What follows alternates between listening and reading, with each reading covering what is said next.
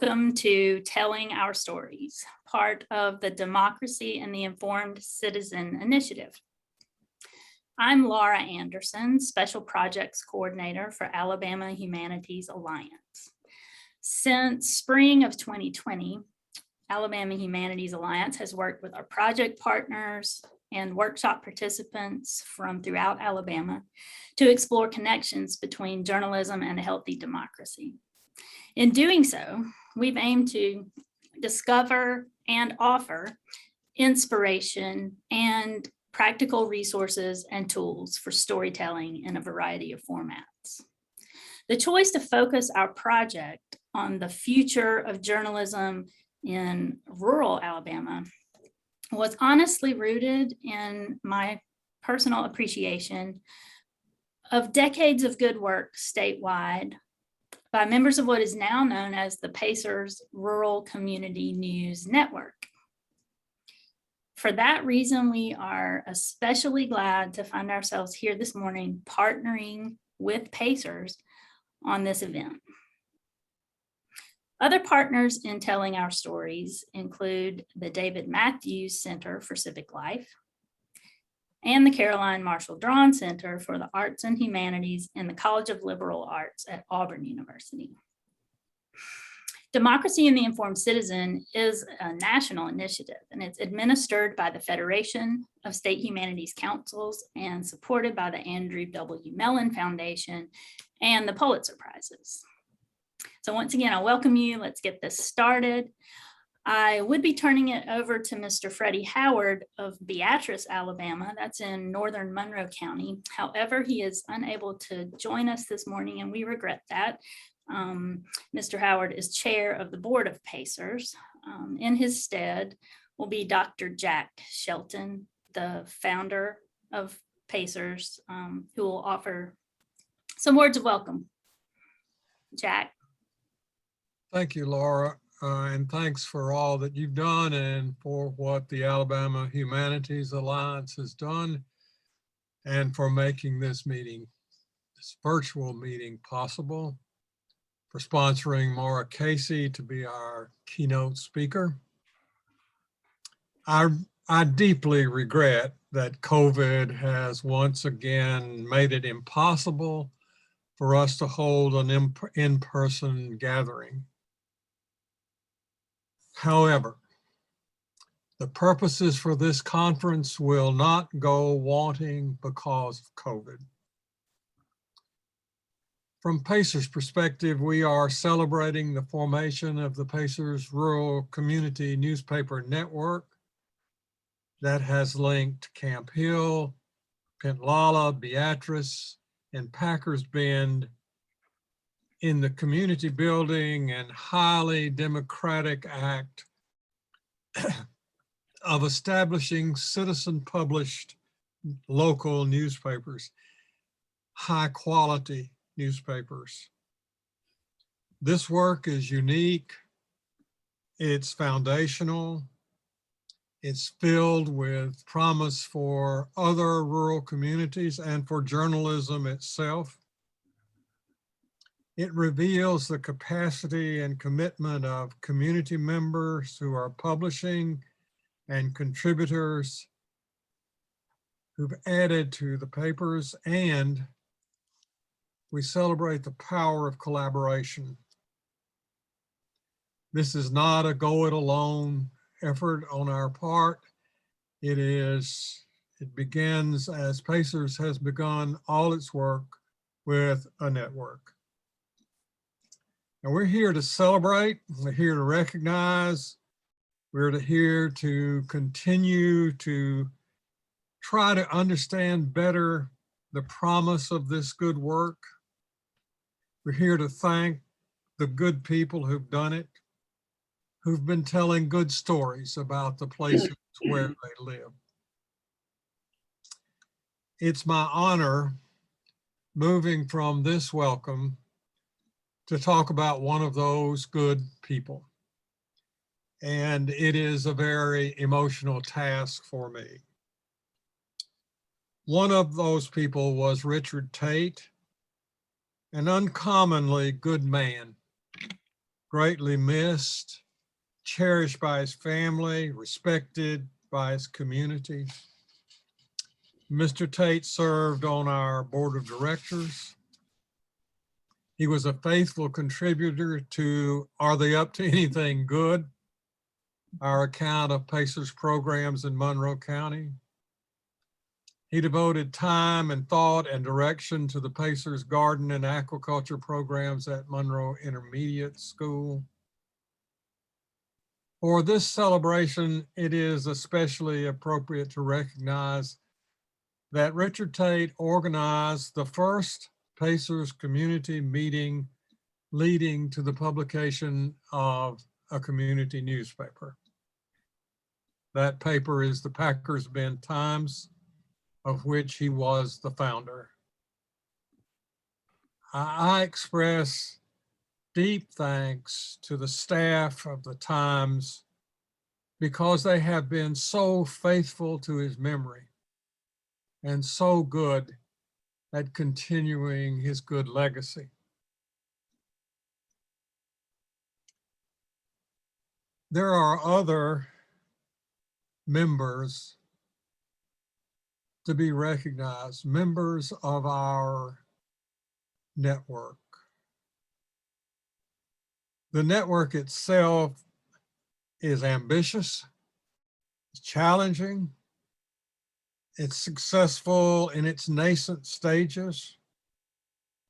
It has demonstrated the effects of collaboration between committed and capable community members, professional consultants,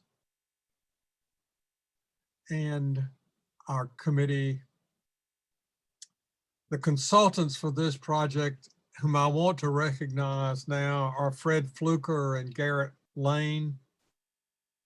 They have been the teachers, they've been standard setters, they've been all-purpose guides to the complex world of newspapering.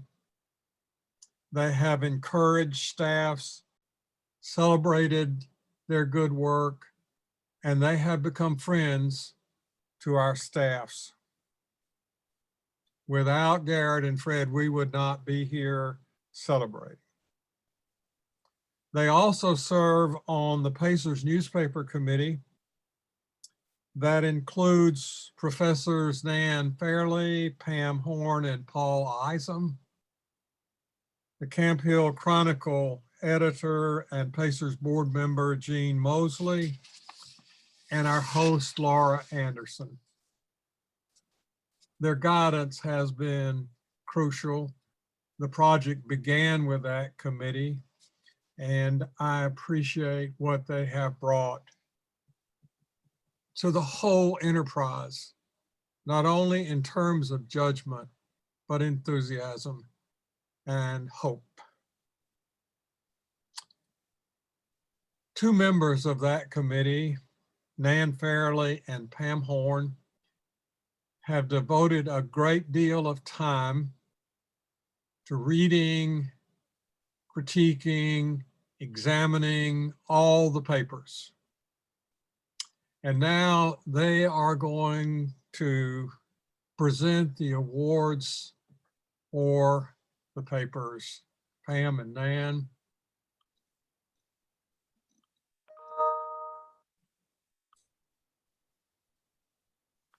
Wow.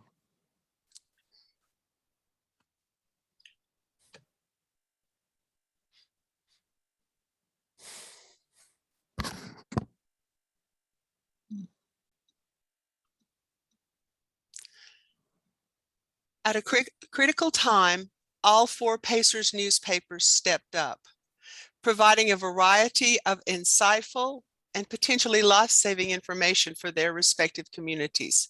For example, students from Pintlala Elementary share thoughts on COVID is a nicely executed feature from story concept to presentation. The students' comments were unfiltered, emotional, and insightful.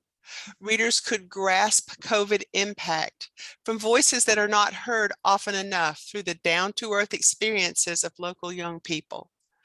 The 3 other newspapers in the Pacers network produced a variety of excellent work focused on the pandemic as well. The work in all 4 newspapers collectively signifies an important role for our community newspapers. Oh, good.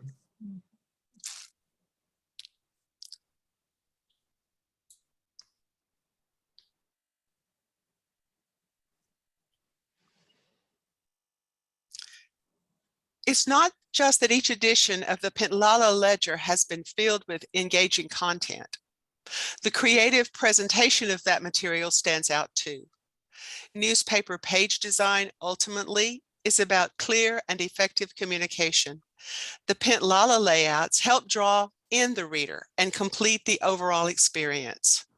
Jerry Burton has been proactive and diligent about the underpinning details, actively tweaking photo tones and deliberating on ink color choices for printed versus digital versions of the paper.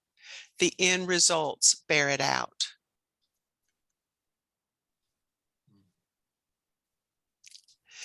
The Packers Bend Times staff seems to have a knack for capturing the right shot for a given story, and in some cases reinforces that well-known saying, the PBT photos tell stories all their own. It's there in every issue. A hallway full of masked students at MIS, a personality encompassing memorial portrait of Richard Tate, a stark image of the Davis Ferry, inoperable and languishing on the Alabama River. Yes, every picture tells a story, but some pictures tell better stories than others.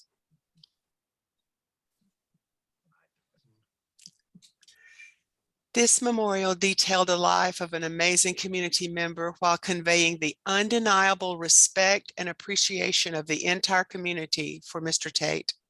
This article also provides an excellent model to recognize valuable community members through stories that celebrate lives well lived.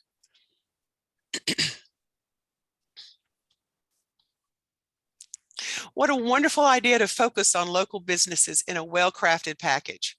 As noted in the introduction of the celebration of local businesses, this handful of enterprises brings a unique character to the mystique of the place a few lucky people call home.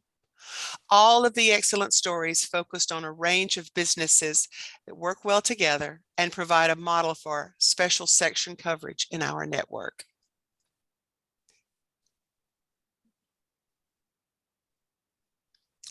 This article does an outstanding job of covering the outcomes of the gardening and aquaponics program in Beatrice that has been and continues to be a valuable asset that serves the community.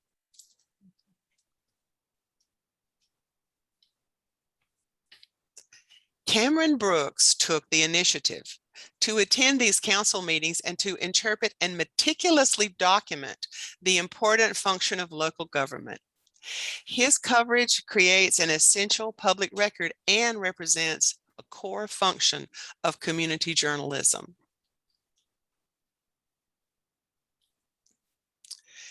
As expected, there is so much wealth in our communities in the stories of the characters honored in the pages of our newspapers. Celebrating our citizens' lives and work is a top priority and one that our first editions achieved.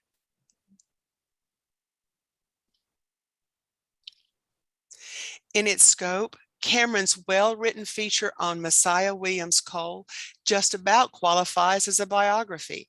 Camp Hill's 21-year-old mayor is the town's youngest ever, and among the youngest mayors to hold office across the nation. This feature rolls out the unexpected saga of the election and details Williams Cole's plans and aspirations for the town's path ahead.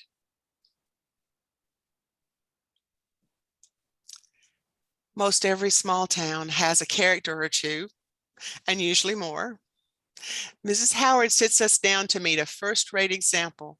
93-year-old Wydell Sanders, a man with an overflowing trove of historical recollections, but no phone or driver's license. Intermingling quotes from Mr. Sanders with anecdotes from those who know him, a group that seems to include everyone in Monroe County. She presents a warm and entertaining story with turns both sincere and hilarious. Very, very nicely done. It can be difficult to get beyond the expected template in profile pieces, but these examples do the job in a compelling fashion. They are easy reading, approachable and insightful, classic examples of the storytelling tradition, full of colloquial history. Reverend Burton repeatedly captures the memorable terms of phrase and wisdom, such as, "The outside of a horse is good for the inside of a man," and "The void of a father was filled with the overflowing love of grandparents." Readers end up feeling as if they've been privy to a front porch chat between a couple of old friends.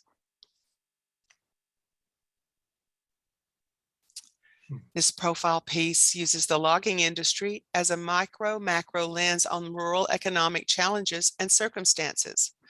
The article is well researched, with individual character studies shining throughout. It's a serious article on a serious rural community issue.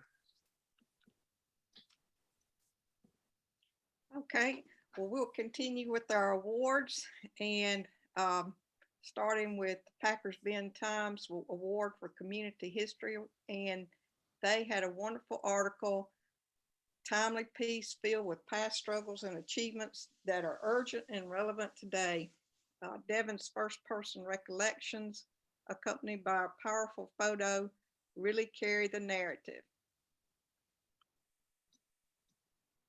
Sarah Huff's piece in the Packers Bend Times was drawn from a very specific place-based point of view and provides tangible perspectives on family bonds and neighborly good, as the outstanding headline reflects. Her article on quilting does an outstanding job of capturing echoes of community heritage, rural skills, and the skill transfer process, resourcefulness and inventiveness, resilience and discovery, and outright joy.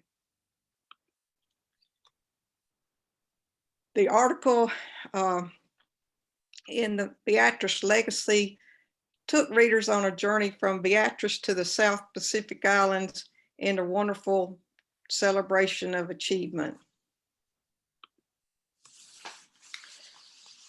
Gary Burton's conversational and thorough narrative fills out a picture of a determined community leader. Principal Sampson's commitment to service comes through in the discussion, which draws out the many layers of her extraordinary personal story. In this feature, the reader gets a buckboard ride along with the horse-drawn wagon as it makes its way through town. It's a fun look at a genuine novelty. There are a few concessions to modern traveling convenience, say pneumatic tires rather than wooden spoke wagon wheels, but otherwise the quirks and charms are intact, from camp stew and jangling banjos to temperamental mules. This was a wonderful sports feature story by Tanya Benefield. Just like the quilting story from Packers Bend, it goes beyond the obvious. There's a lot more than softball happening between the first and last paragraphs, as the story and sidebar celebrates the value of an activity that brings the community and generations together. Her comprehensive article covers the subject with memories from start to batter up in 2021. Well done. In this excellent piece, Jean Mosley routes us back through the past to better understand critical issues of rural health care in a time when understanding those issues is more critical than ever before. Honorable mention contribution from Reverend Bernard Harris was an especially timely observation. No one and no place is beyond hardship's reach. He details concrete actions needed to be taken locally to bridge and fill the gaps of circumstance, with the reminder about the importance of compassion as a shared community pursuit. Fact is, we all have a responsibility to assist in making the lives of others better, he says. Indeed. For our Community of the Heart Reflections Award, Dr. Sylvia Bozeman contributed an essay that was equal parts personal reflection and rural community advocacy. Such reflection by former residents of our communities can provide insight and inspiration for readers as these non-residents celebrate their roots and affirm the value of those roots. Mahari's Stalwarts article captures the perspective of young people with valuable insights to issues in their communities. Though he plainly documents disappointment, fear, uncertainty, and frustration related to the pandemic, Mahari invariably leaves us in a positive place, looking ahead with persistence, hope, and gratitude. Another trend we saw throughout the papers was celebrating the lives of local people. And these two profiles, Joint Honor, which illustrated the powerful role that rural hometown roots can play in supporting individual achievement. Dr. McCoy and Dr. Howard speak directly to this dynamic, underscoring how their formative experiences in small Alabama towns equip them with the necessary values, tools, persistence, and support to envision and then follow through on their accomplishments. PACER's consultants have unofficially declared that the doctorates per capita ratio in PRCNN communities must be the highest around. So good job there. And so congratulations to all of the newspapers across the board. These awards celebrate the achievements of all the papers, and they also represent significant hope and excitement for the year to come when we can again honor the outstanding PACERS community journalists who are making a difference. Keep up the good work. And I would also like to thank Dr. Jack Shelton at this time for making all of this work possible.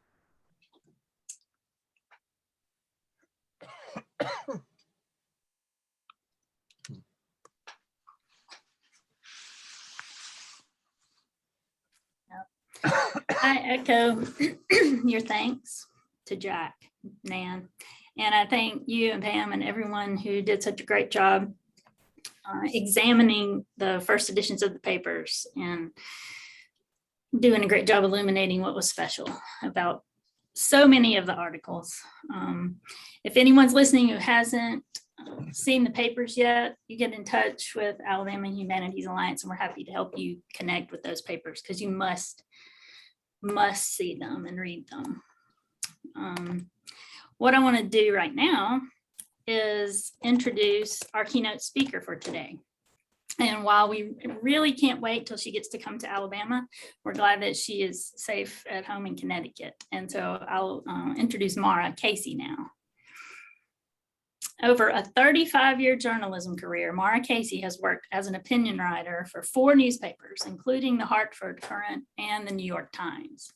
She's won 45, probably more, national and regional awards for journalism, including a shared Pulitzer Prize for reporting, Scripps Howard's Walker Stone Award for outstanding editorial writing, and the Yankee Quill Award based on lifetime achievement in journalism, but she's still really young and doing a lot of work. Maura Casey owns a communications firm called Casey Inc.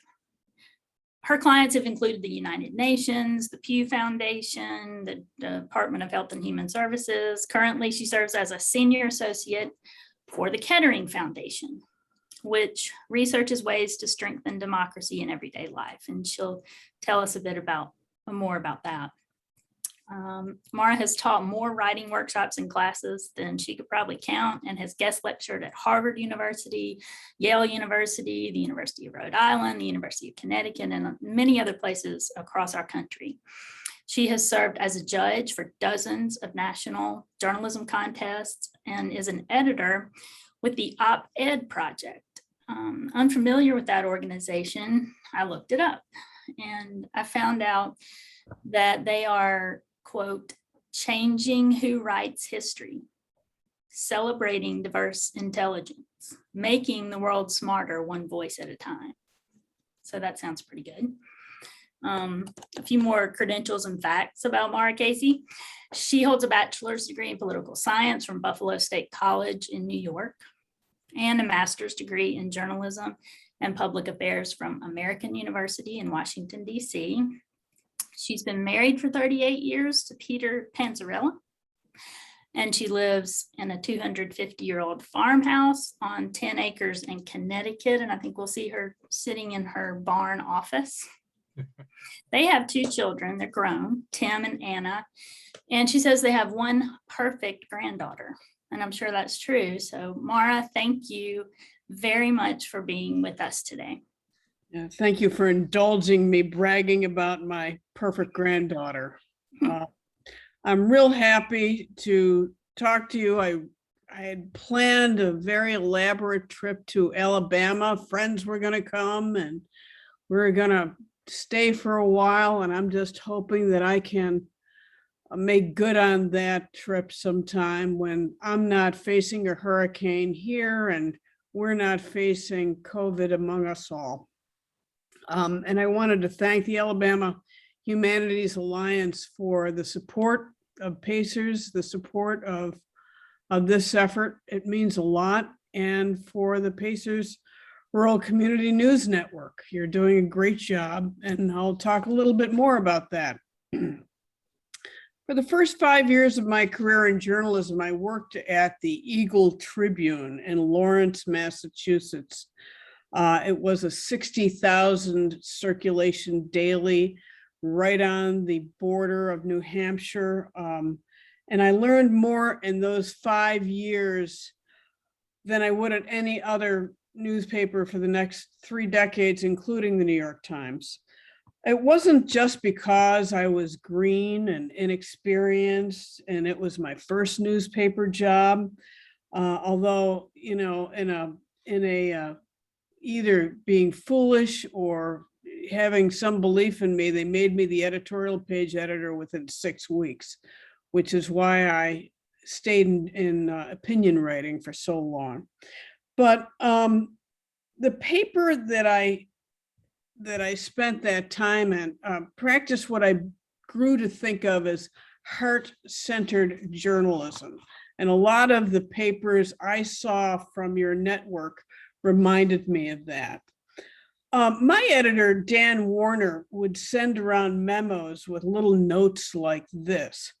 A good newspaper story makes you feel mad, sad, glad, or makes you think. And then he would remind me when I wrote an editorial about government actions to write about people, not programs. The two are connected, he would say, but people care a lot more about other people than some bureaucratic initiative. Our newspaper would go on to win some of the biggest awards in the industry, but we didn't win any awards for one story that left the biggest impression on me. That day, as usual, work began during a news meeting at 7 a.m. Our news meetings were so early because the Tribune was an afternoon daily newspaper.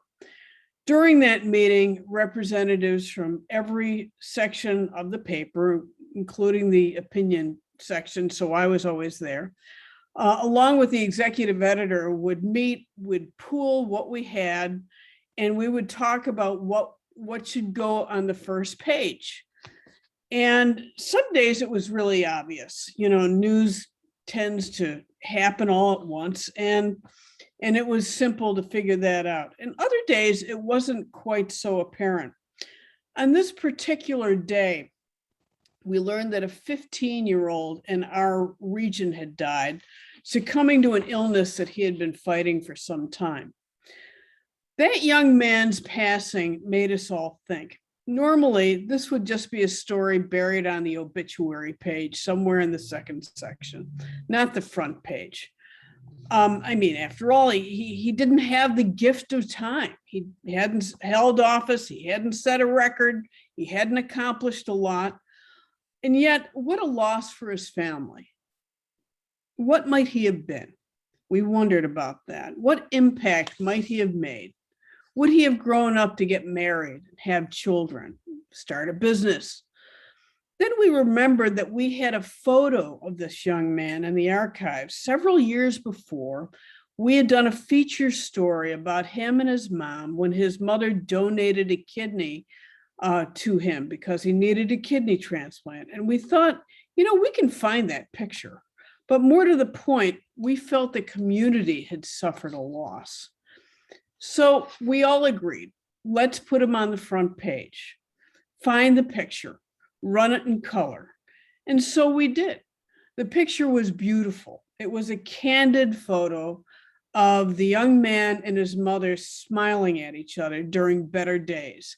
And we ran the story to mark his passing as much as to remind ourselves and the community that young lives are worth noting, whether or not they are honored by the world or have a promising resume.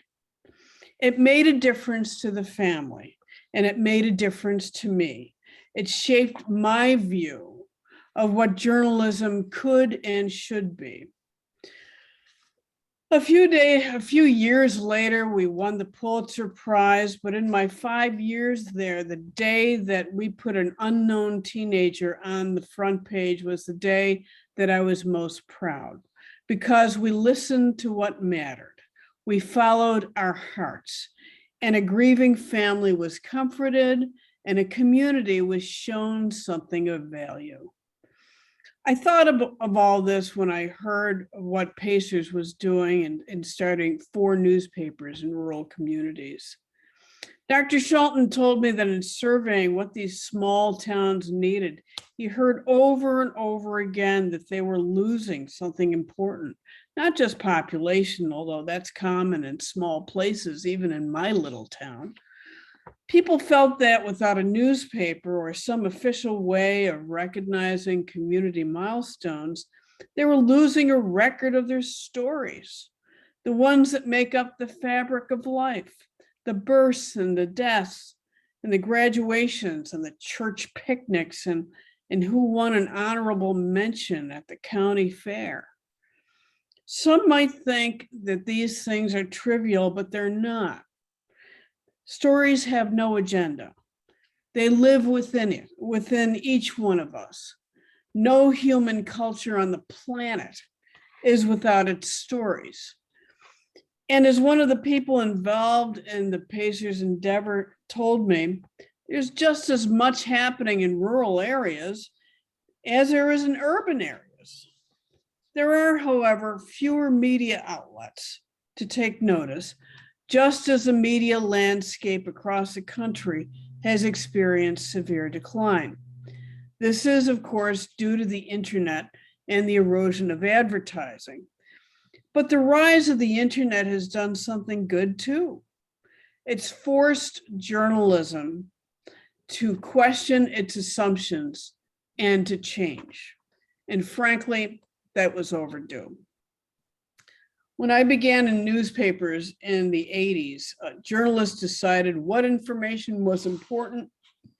They chose what to highlight, what to ignore, and controlled the methods of getting that information to regular folks.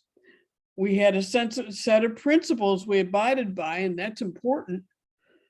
We tried to be fair. We were ethically charged to cover both sides of a story. And impartiality was important to every journalist I knew, including me. But now the internet has given everyone the ability to be reporter and editor and publisher for the cost of a computer and access to Wi-Fi. Journalists are no longer in control. The landscape has changed, and that means journalism has to change. Not the adherence to impartiality and the commitment to cover both sides. That will never lose its value. But if you forgive my Irish sarcasm seeping through here, we can no longer cover stories as though we were casting thunderbolts from Mount Olympus. We used to put our own importance at the center and keep readers and viewers at arm's length to cover a story. We need to rethink that.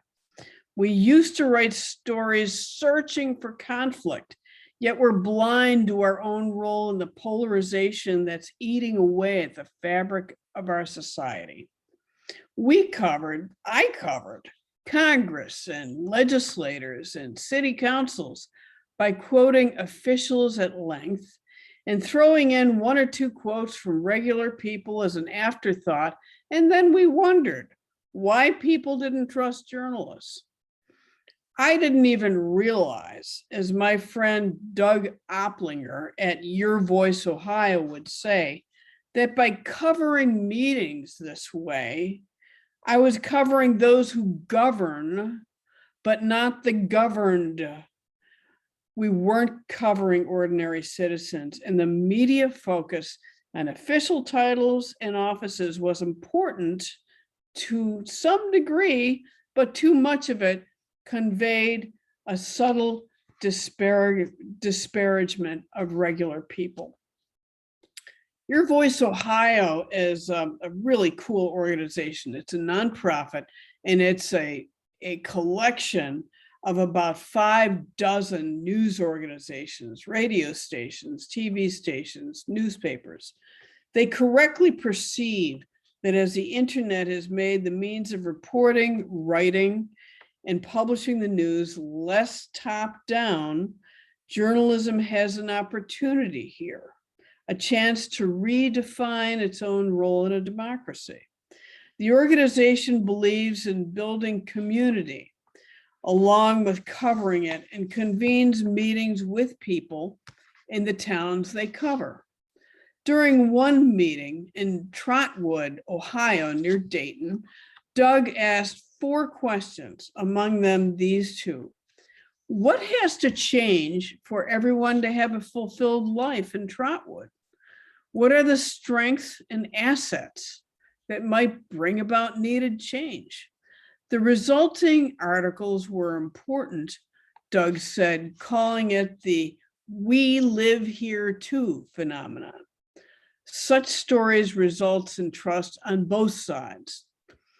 Now, I don't have to tell you all this because this network of yours understands this instinctively. You're part of your 4 communities and care very much whether or not ordinary voices are heard. The whole point of this project, it seems to me, is to elevate what other news networks might have overlooked. You're naturally engaged in what is now called relational journalism, which is described as an approach that helps communities help themselves. That's a central part of who you are and what you do. Here's what I've learned from your 4 newspapers. That Camp Hill elected Messiah Williams Cole at 21, the youngest mayor ever to hold office in that community. That Lassiter's Hardware in Pintlala is an enterprise that is not only more than 100 years old, but it will leave you, according to the story I read in a ledger, with a deep soul connection to the core of who you are.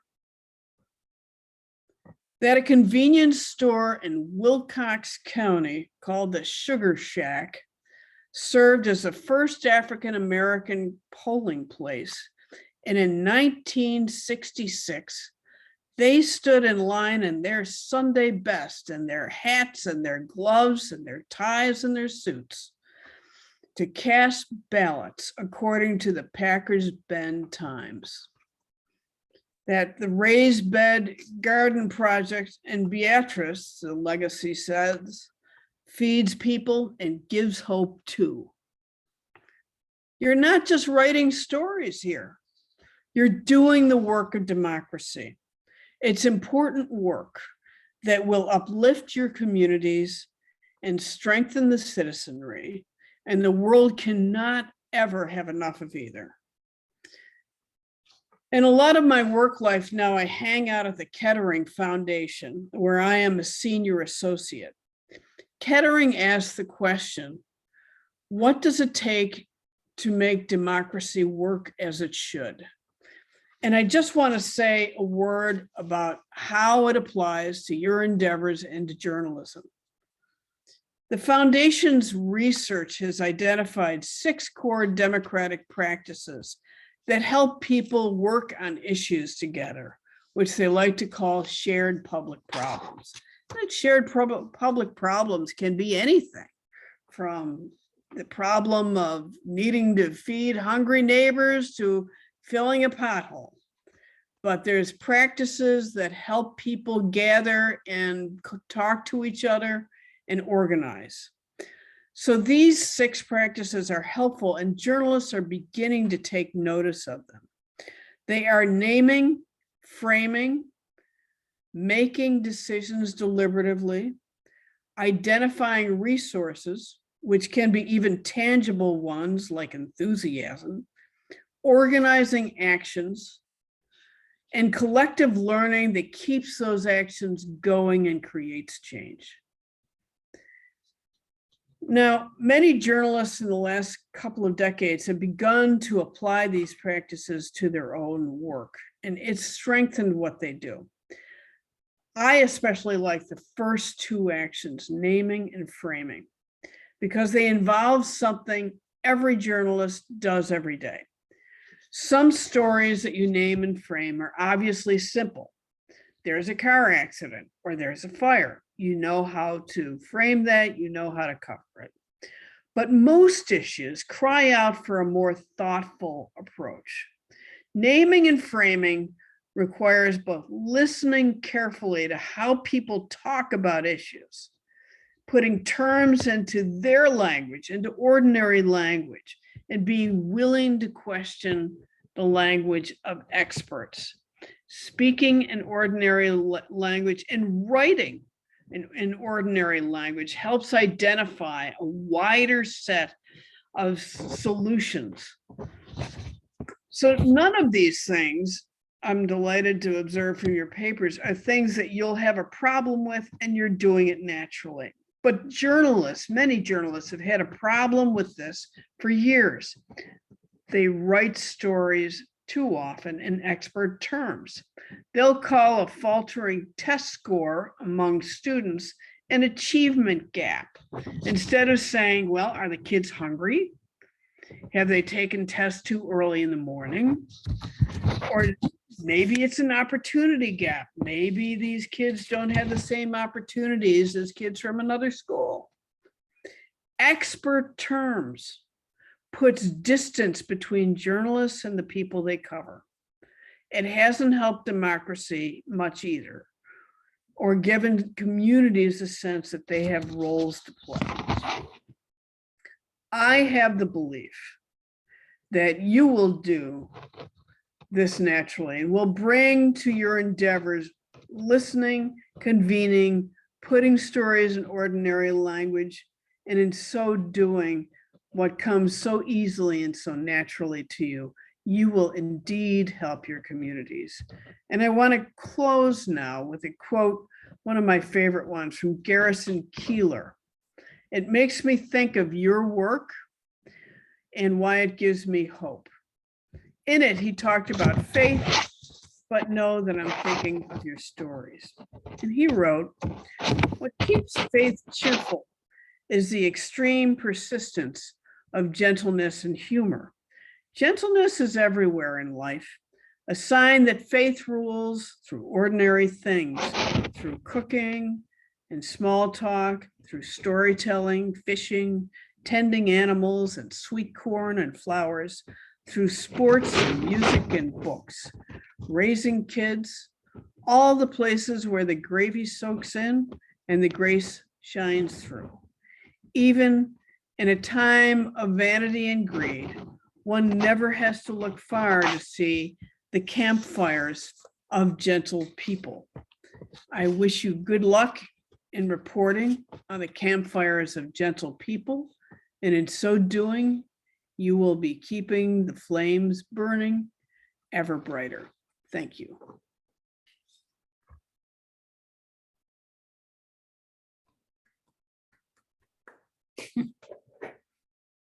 Thank you so much, Maura. Thank you. We've posed the opportunity for people to ask questions of you through Facebook. And I think some of our presenters may have a question for you, but I get to start with mine. Okay.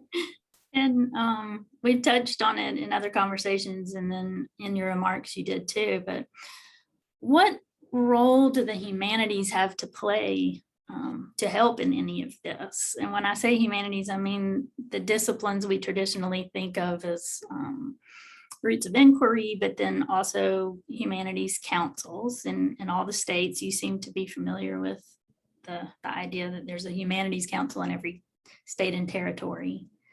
Yes. Oh, I think that it's huge. You know, I remember when I was going to college, I was a liberal arts major, and I joke about it now, but the liberal arts and humanities councils are kind of little bubbling cauldrons of revolution. I mean, they see possibilities, and they combine a lovely mix of both idealism and practicality. I always kid a friend of mine who's a poet, and I said, you know, poets are all revolutionaries, you know, but you can't have everything good in life without the arts. I mean, there's only so often you can just be an engineer, you know. After you're done building the bridge, then what? You're going to want to hear stories, you're going to want to hear music, you're going to want to engage in expressing the arts. And so I just think that it's critical. It's just critical. I've always bemoaned how in school budgets, the humanities and the arts are the first things to get cut. I think it's insane because it expands a person's mind. You know, I was reading some things about Albert Einstein, and when he was a kid, he went to a school that encouraged them to use their imagination. And his early experiments in the thoughts that really changed the world were all experiments in his mind. He would imagine a man riding on a beam of light. And to some degree, there's nothing practical about that, but it's the most practical thing in the world. So I think what work you're doing is just, it couldn't be more important. It couldn't be more important because it supports the stuff of life. And you know, what's better, what could be more important than that?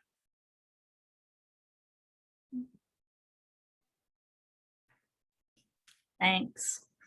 I love that we're bubbling cauldrons of revolution. That'll help me when I come back to the office Monday. There you go. Because I want to be in that cauldron. I do. There you are. Me too. Stirring the pot. And that's one reason I'm involved with these Pacers folks as well. So.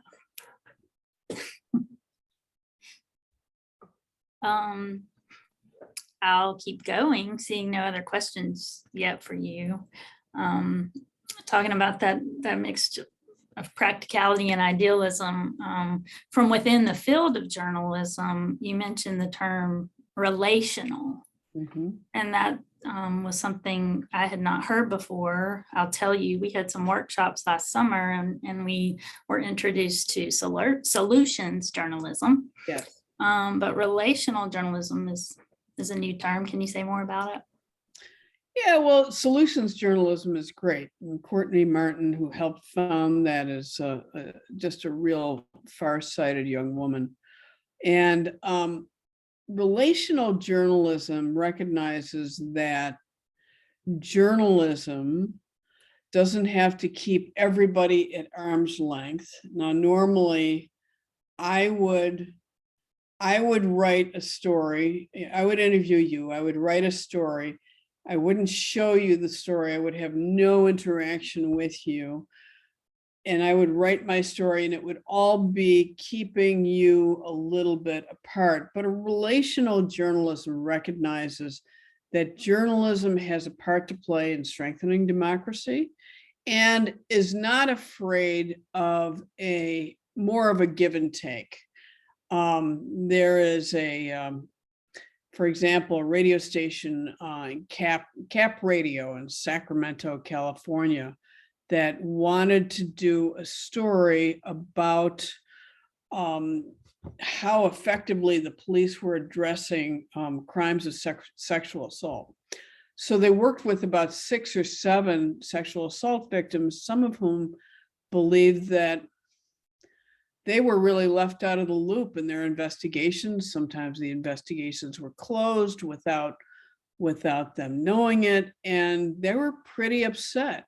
So Cap Radio worked with them and worked with the police and even brought people together to talk, and even showed some of the people they were covering their stories, recognizing how difficult it was for them to trust that their stories would even be covered fairly.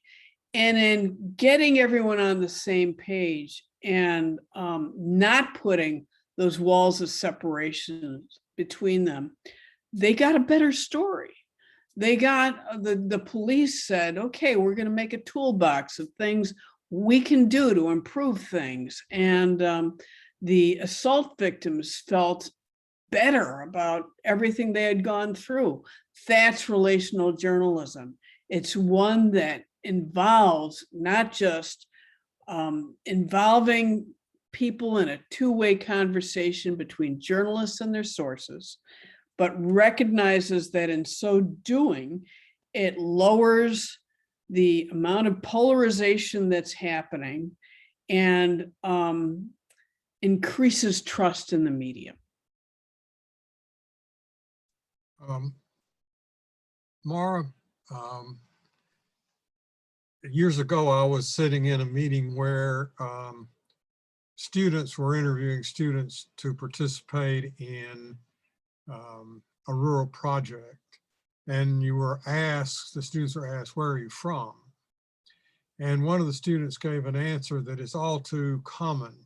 She said, I am from a place near Gadsden. Mm-hmm.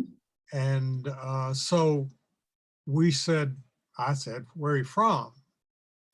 And she said, she was very hesitant. She said, I'm from Dogtown. I said to her, is the furniture store still operating? It was a shock to her that somebody at a university would know about her place. Mm-hmm. And that she did not have inherently in her the pride of place or the identity of place necessary to step forward and say, I'm from Dogtown. Right. Gadsden's close to us. What do you think what are these papers, or how do they help people gain appreciation of their own places and understanding of their own places, which have forever been called no places? Well, I think you do it by doing what you're doing. I mean, that's how you accomplish it.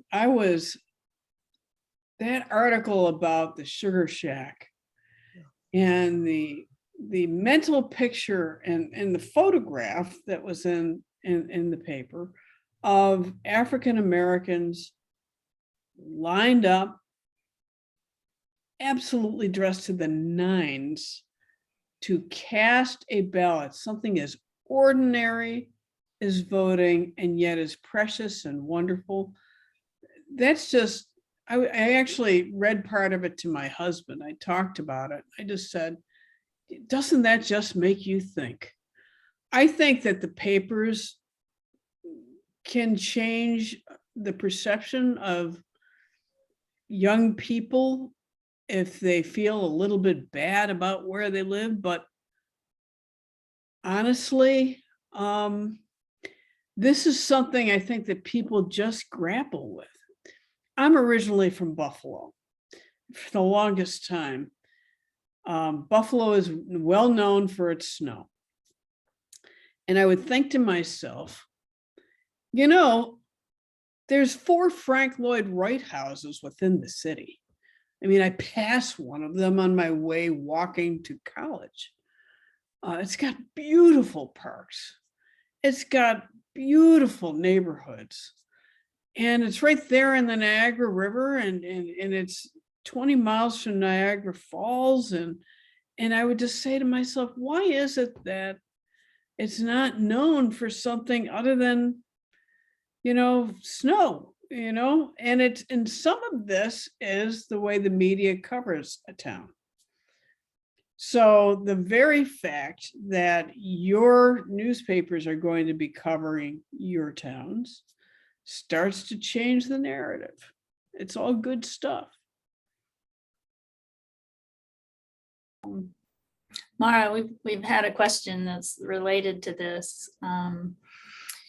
Can you talk for a moment about how community newspapers can deal with thorny and hurtful issues in a small rural community? Yeah, that's always a problem. So I like what Doug Opplinger has done with his Your Voice Ohio, where he works with convening meetings. It's really hard. Some of this is covering both sides and representing carefully what people are saying. Some of this is maybe even having a couple of meetings, because there's almost always a problem behind the problem.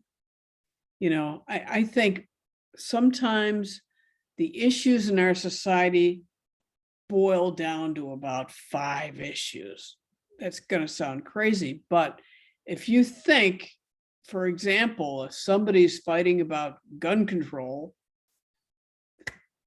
that comes down to your definition of freedom. For some people, their definition of freedom is being able to buy any gun they want. And other people, their definition of freedom is knowing they're safe from any guns. And so depending on how you define security, freedom, and some very basic issues is going to show where you get the push and the pull and the tension.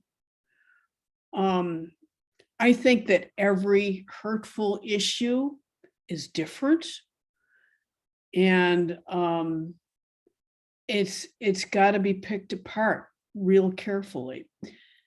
When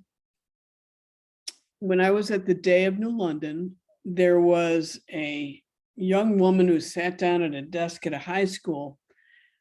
She happened to be Jewish, and a kid had carved swastikas in the desk.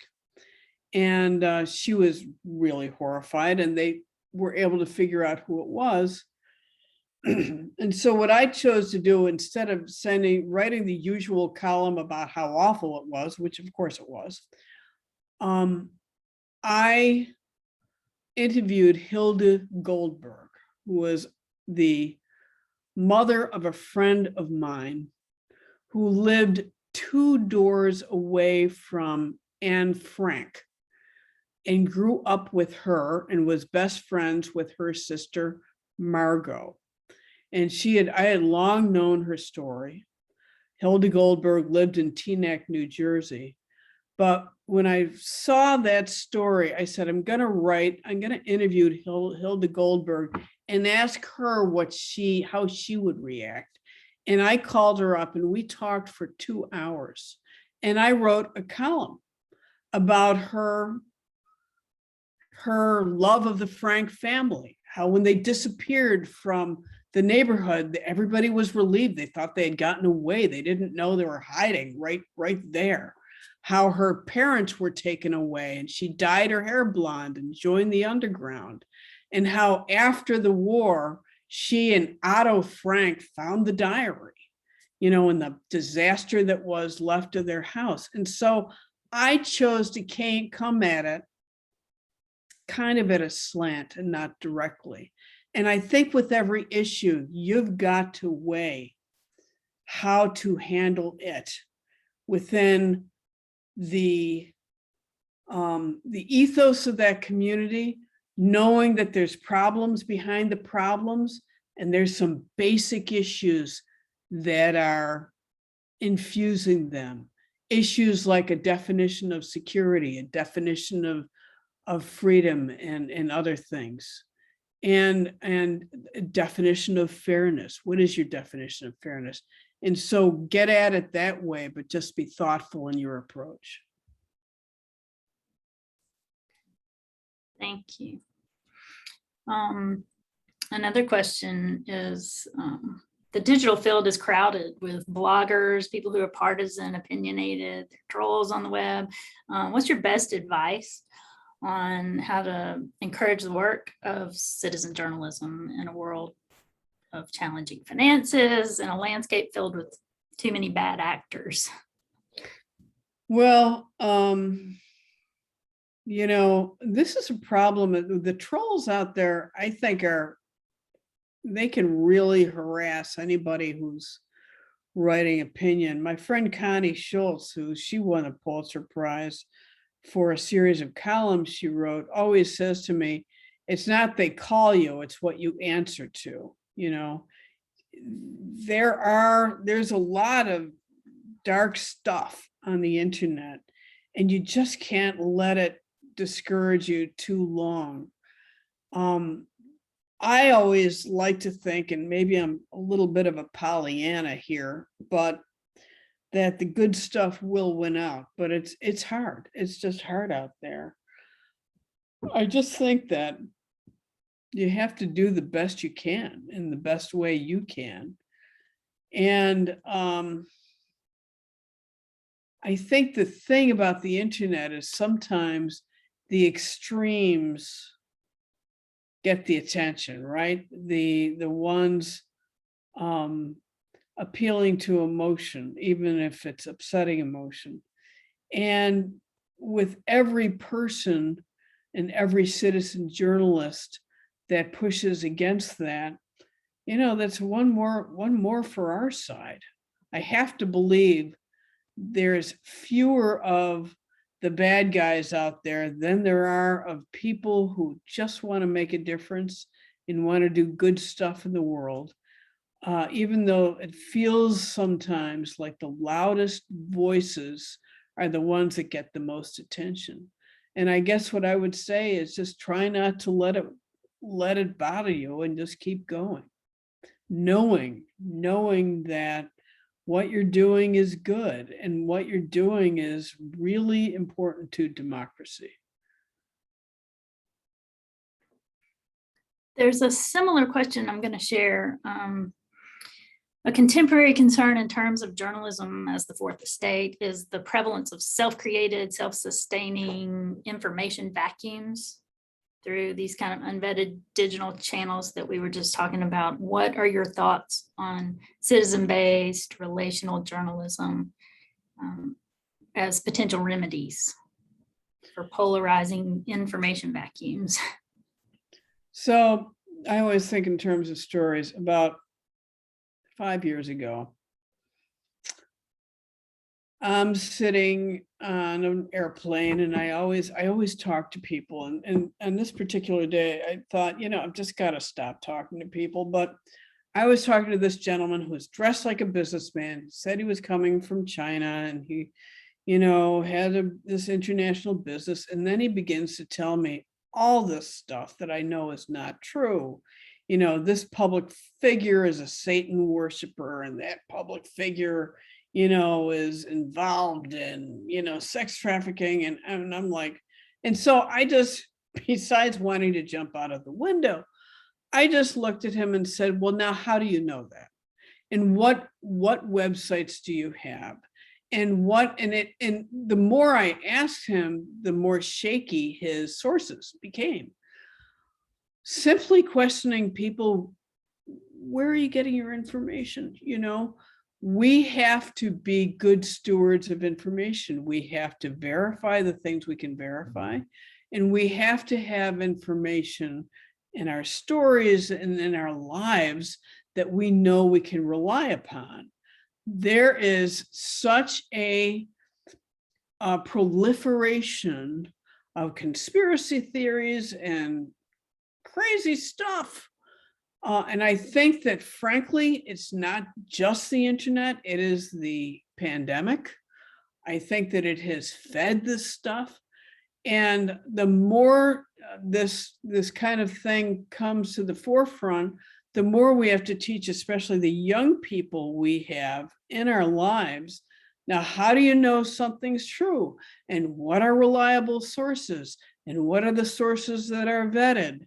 And, you know, that kind of thing. And that's what needs to happen. And the more journalism, citizen journalists, even the blogger in the basement is careful about their sources and can cite things in their copy of where they're getting their information, the more we're going to push back against this. But I'm not sure it's going to settle down until COVID does, honestly, because historically in the past, during things like the flu of the 1918 flu epidemic, this sort of thing happened, and I'm not surprised it's happening now.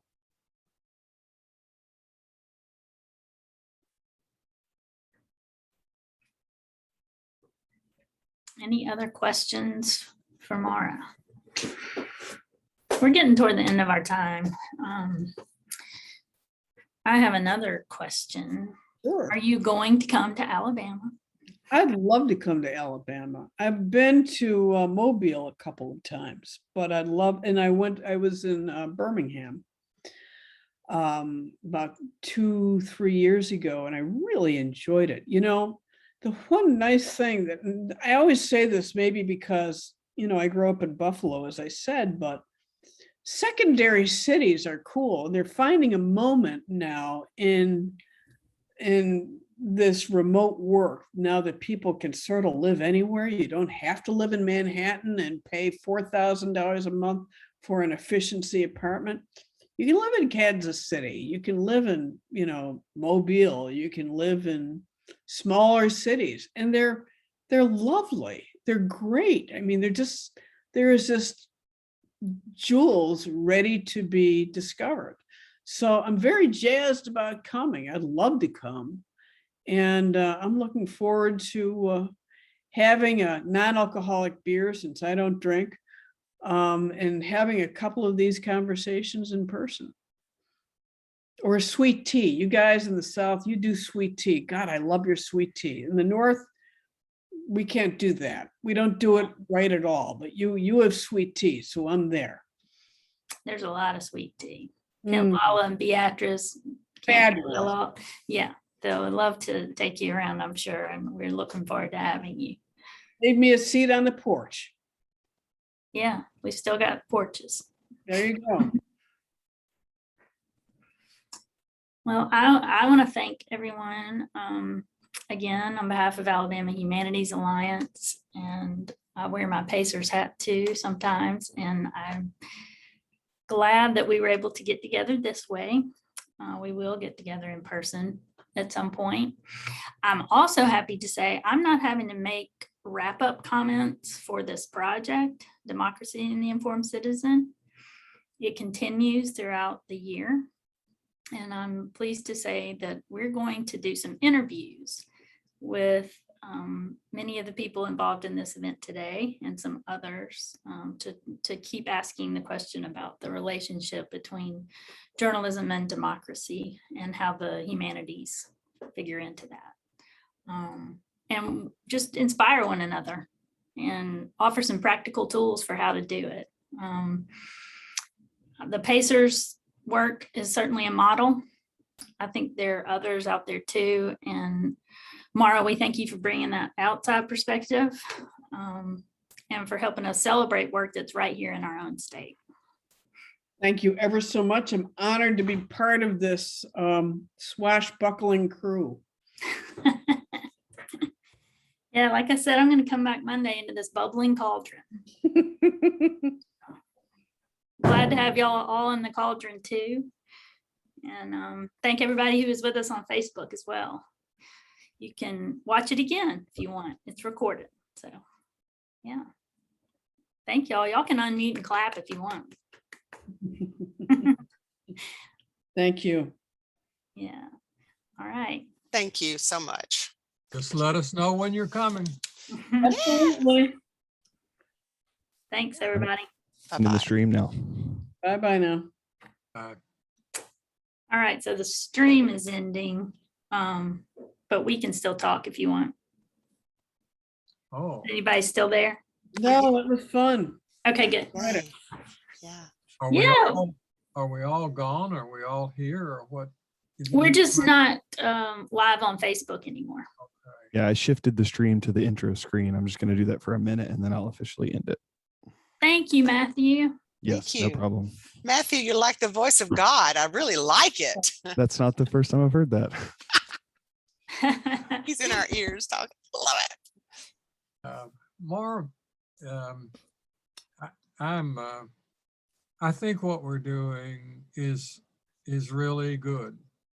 I think it's it is too. unique. I think it's a model. I think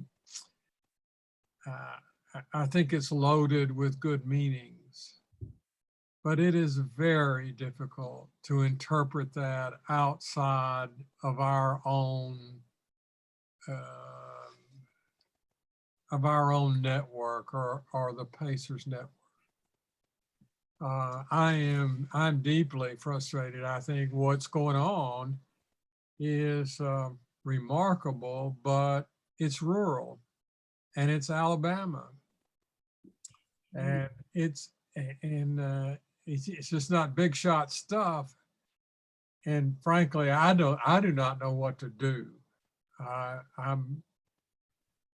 got a cup in my hand. I'm ready to beg. I'm ready to try to interpret what's going on and write proposals and talk to people. But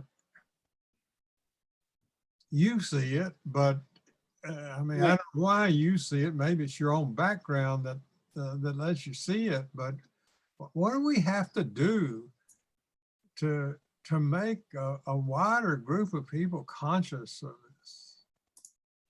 Have you actually been applied to grants and gotten turned down?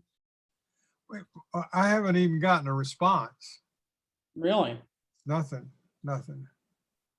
I've Knight, Kellogg, Alabama Power, smaller foundations in Alabama.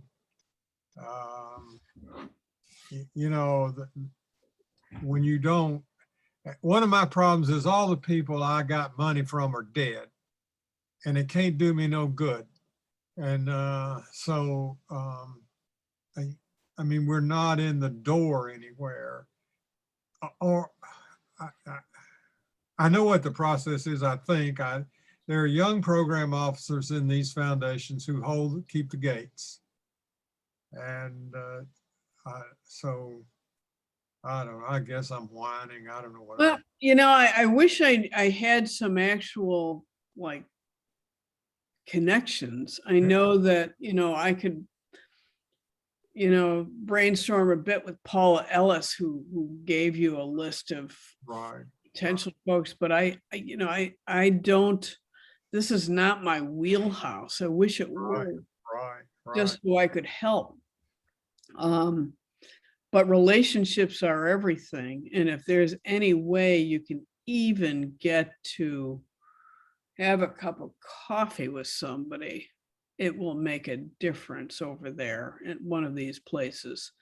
And I will keep trying to brainstorm. I know that there's got to be some money out there. I know that the Kettering Foundation came up with a little bit. They don't do a lot.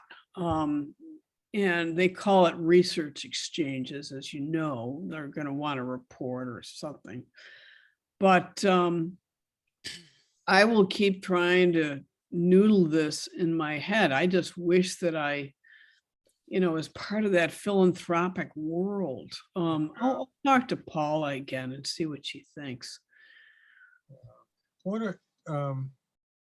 we coming to the end of this, the first editions and so forth, we had, on the one hand, this is a celebration of good work that's been done.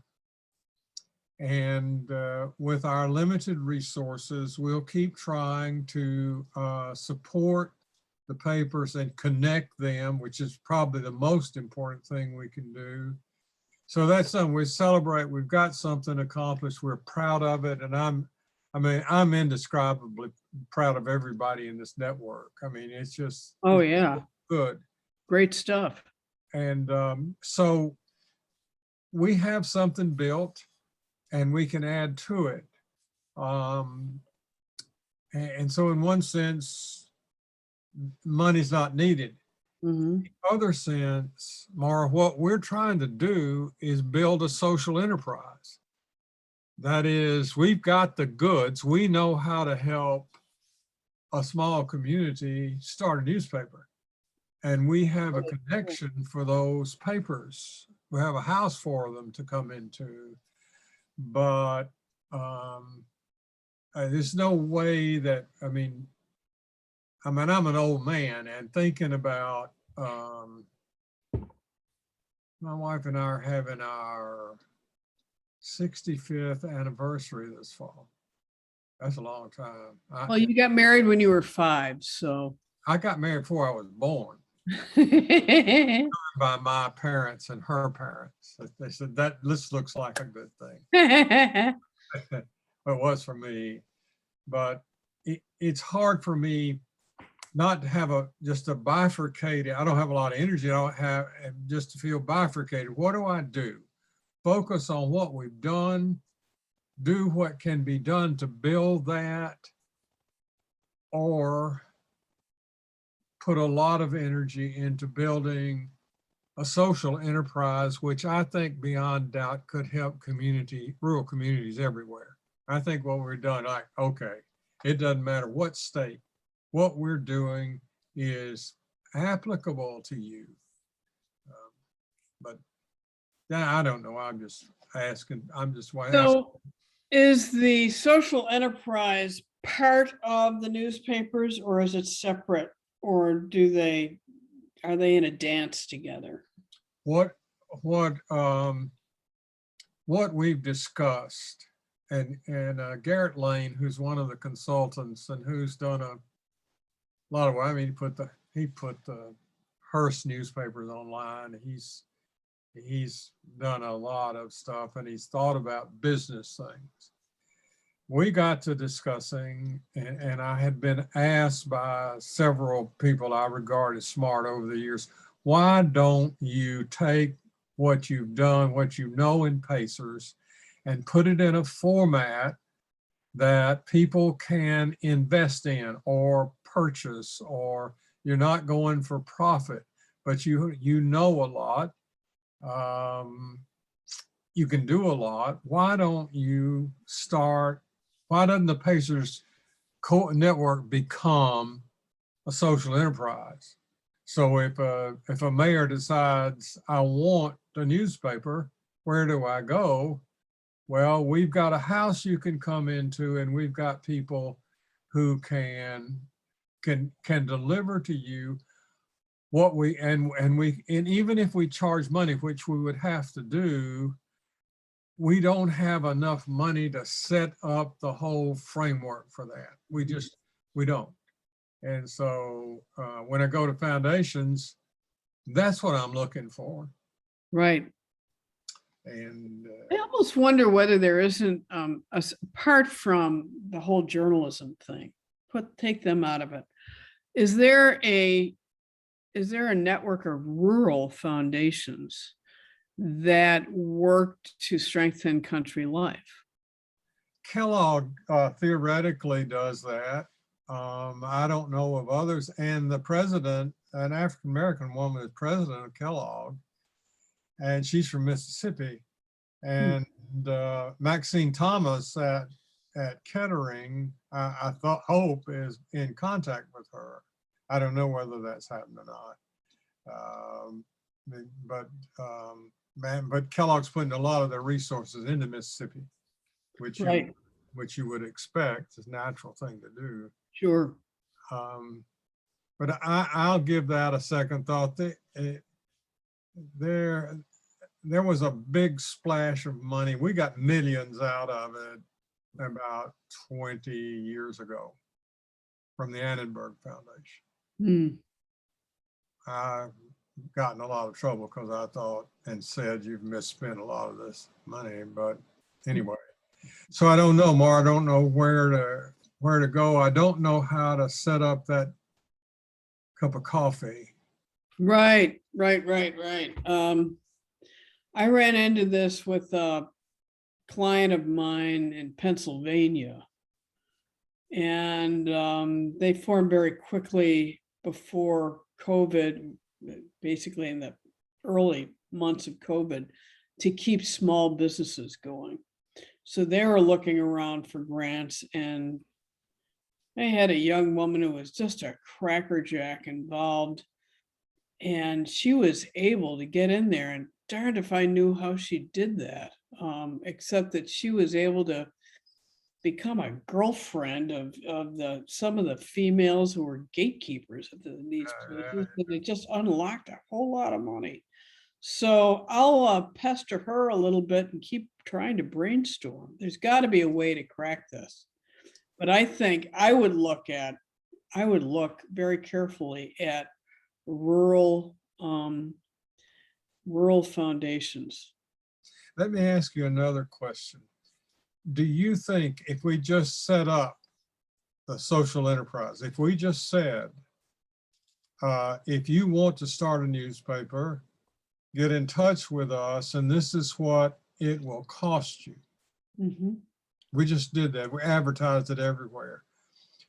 That won't cost, nobody will pay me, but we'd have to have money for consultants. Right. So, I mean, do you think what we're doing and how these papers have turned out and what you know about us, do we have a product right now that we could put on the market, so to speak?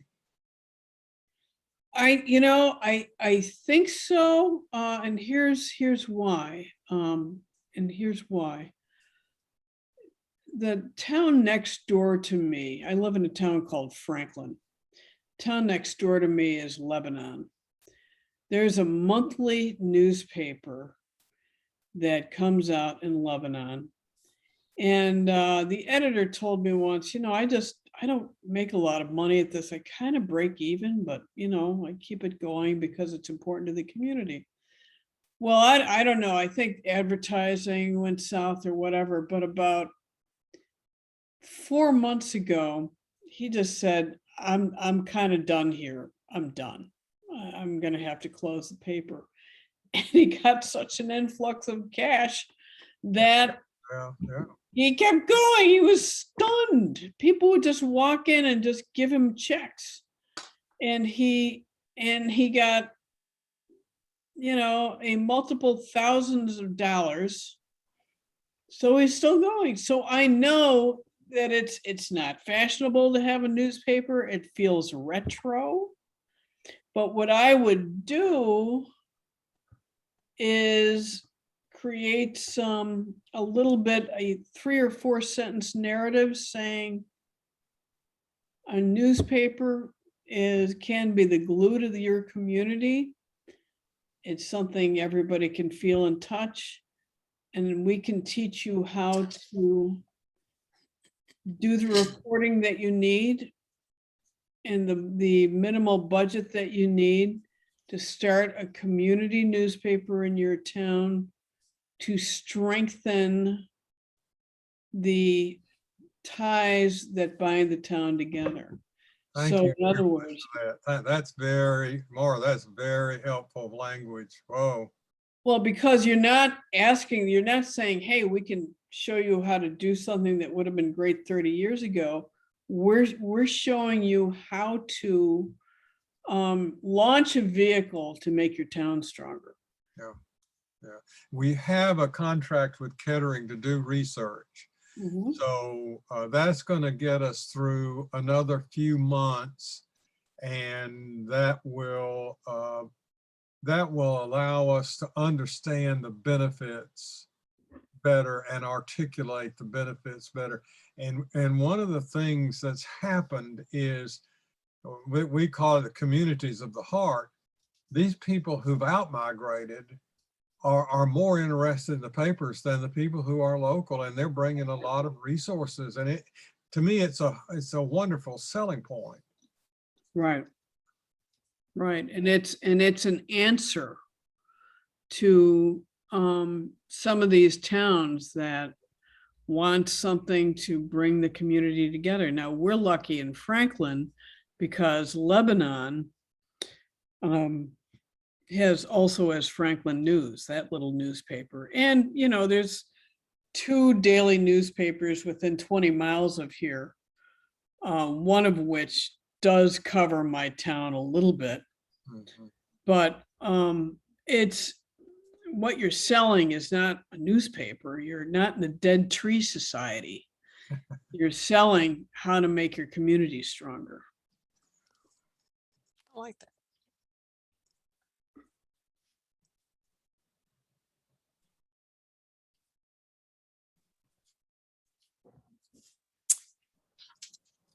Well, friends, I have to go. I have to go by the community center. This is trade day, and that's my community focus right now. I've got to go see about them because we're talking about issues. Yeah. For you. Well, I've just Oh. enjoyed this so much. I just feel privileged to have been with you all. Thank you ever so much for asking me. Yeah, thank you. Thank All you. right. All right. You'll Keep hear my- from me again, Maura. Thanks. Keep my sweet tea on ice.